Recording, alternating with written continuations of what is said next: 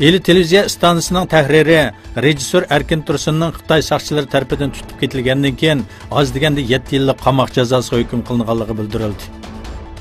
50 yoshlardagi nayt tonilgan ijtimoiy va madaniyat faoliyatchisi Erkin Tursunning nima sababdan tutilganligi va kesilganligi noma'lum.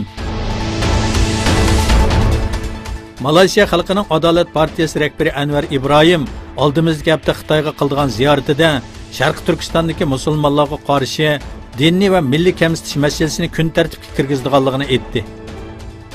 Anvar Uyg'urlar haqidagi andishlarini bundan burun Xitoyga bildirganligi haqida to'xtalib, masala aniqla ularning haq-huquqi bilan munosabatlik, bu masaladagi pozitsiyamiz zo'ravonlikqa hech bir shaklda ko'z yummaslik dedi. Saudiya Arabistonlik jurnalist Jamal Khashoggining konsulxona ichida yuz bergan qalayimqonchilikda urib o'ldirilganligi dalillandi. Saudiya Arabistonda e'lon qilingan podshohlik qarornomasi bilan Saudiya Arabiston bosh istixborot organining muavin boshlig'i Ahmad Ashiri vazifasidan olib tashlandi. Jamal Khashoggining konsulxona binosida hayotidan ayrilganligi sababli 18 nafar Saudiya Arabistonlikning qo'lga olinganligi e'lon qilindi.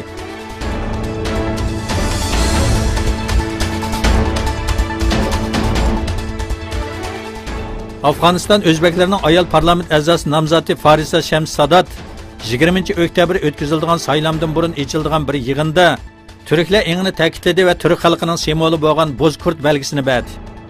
Afg'onistonning Janubiy Turkiston rayonida yashaydigan o'zbek va turkmanlar qurgan Jumboshi Milliy Islom partiyasi 20 oktyabr shanba kuni o'tkaziladigan saylamga qatnashdi. Partiyaning nomzodi Shams Sadat bir yig'inda so'zlagan nutqi sababli ijtimoiy taratqularda ta'sir qo'zg'adi.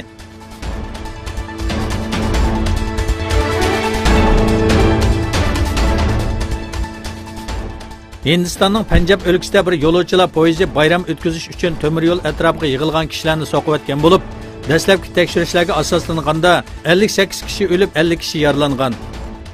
Naq maydon shohidlari o'xshash vaqtda qarshi tarafdan kelgan bir poyezd kechish yo'lini to'sib olganligi uchun nurg'un kishining poyezd ostida qolganligini bildirdi.